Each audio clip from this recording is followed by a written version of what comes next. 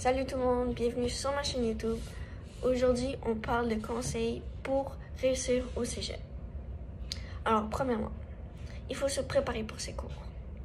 Il faut arriver en classe en ayant lu nos notes de cours, parce que des fois, ils donnent les notes de cours d'avance ou des lectures à faire avant. Ensuite,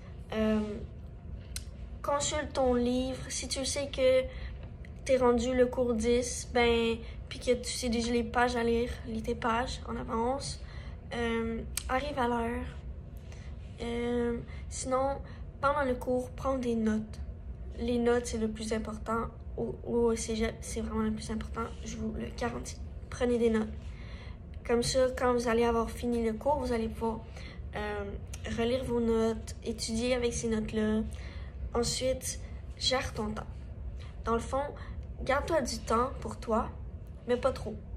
Alors, garde du temps pour étudier, faire tes devoirs, pour sortir avec tes amis, pour juste relaxer.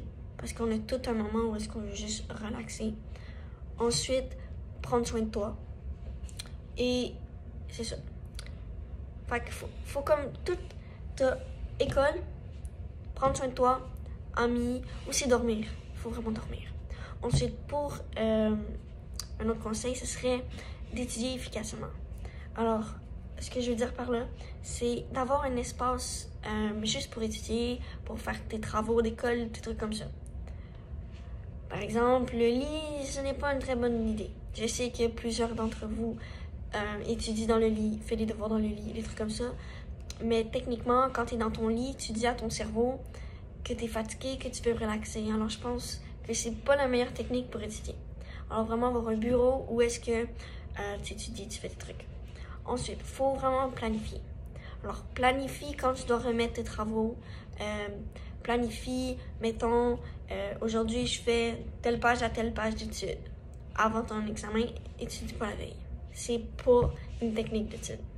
Ensuite, fais du sport parce que quand tu fais du sport, tu dépenses ton stress. Alors, ça réduit ton stress et c'est vraiment efficace. Pour moi, le stress, j'en ai quand même beaucoup au cégep et avec l'activité physique, ça l'a vraiment beaucoup réduit et voilà. Ensuite, prépare-toi vraiment bien pour les examens. Alors, comme j'ai dit, étudie pas la veille. Mettons, comme là, j'ai un examen en psycho dans 2 semaines, je sais qu'à chaque cours, à chaque jour, je vais faire un cours de révision. Alors, moi, j'ai eu 12 cours de psycho depuis le début de la session. Alors, je vais faire 12 jours et je peux passer genre d'un jour à un moment donné. Comme ça, je vais pouvoir prendre une pause, mais vraiment comme étudier. Puis vraiment laisser la dernière journée avant l'examen pour vraiment réviser tout ce que tu as déjà révisé. Comme ça, tu vas tout te remémorer. Puis avant l'examen aussi, peut-être relire tes notes, des trucs comme ça, pour vraiment que ça revienne fraîche dans ta tête. Ensuite, rédige tes travaux écrits. Parce que ça pratique ton français, tes fautes d'orthographe, des trucs comme ça. Surtout au cégep, c'est vraiment important. Il faut avoir un bon français. Moi, j'ai pas un bon français écrit. Alors, je fais beaucoup de fautes d'orthographe, mais sinon, parler, écrire, c'est bien. C'est vraiment les fautes d'orthographe. Ensuite, quand tu fais des travaux d'équipe, c'est important vraiment de les organiser. Alors, de dire, mettons, vous êtes 3 personnes, de vraiment céduler qui fait quoi. Parce que quand on ne sait pas qui fait quoi, ça se mélange et ça crée des problèmes. Alors, vraiment, organise tes travaux d'équipe. Ensuite, si tu as des échecs, il ne faut pas se mettre à pleurer et à se décourager. Il ne faut pas. Alors, tu dis, qu'est-ce que je n'ai pas fait de bien qui fait en sorte que j'ai pas réussi. Comme ça, la prochaine fois, tu le sais et tu vas pouvoir l'améliorer. Ensuite, garde-toi des objectifs. Garde toujours en tête que si tu es encore à l'école présentement, à moins que c'est obligatoire parce que tu es en bas de 16 ans, c'est toi qui veux. Alors, mets-toi vraiment des objectifs. Si tu veux réussir à l'école, il faut que tu fasses tes devoirs. Alors, quand est-ce que tu fais tes devoirs? Quand est-ce que tu étudies? Des trucs comme ça. Ensuite, utilise toutes les ressources disponibles. À l'école, je suis sûre qu'il y a plein de ressources que vous pouvez utiliser. Surtout au collège, il y a beaucoup de ressources. Tu as les API, les conseils en orientation, je pense. Bref, il y a beaucoup de ressources Il y a aussi la bibliothèque. Hein.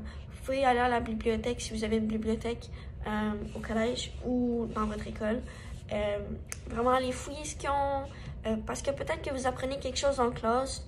Là, vous êtes comme, ah, j'en ai trouvé un livre comme ça à la bibliothèque. Puis là, comme ça, lire ce livre-là. Puis comprendre plus. Fait que vraiment utiliser toutes tes ressources que tu as. Fait que pour tout mettre ensemble, prépare tes cours, garde ton attention en classe, prends des notes, c'est comme ça, gère ton temps. Ensuite, planifie tout. Parce que c'est vraiment difficile quand t'es pas organisé, que t'as des choses que t'as pas planifiées, puis là que ça te rentre dedans, t'es comme oups. Fait que prépare-toi pour les examens, fais tes travaux écrits, organise tes travaux d'équipe, et utilise toutes tes ressources disponibles. Alors, j'espère que vous avez aimé la vidéo. Si vous avez aimé la vidéo, mettez un pouce bleu, abonnez-vous et activez la cloche de notification pour savoir quand est-ce que je pose de nouvelles vidéos.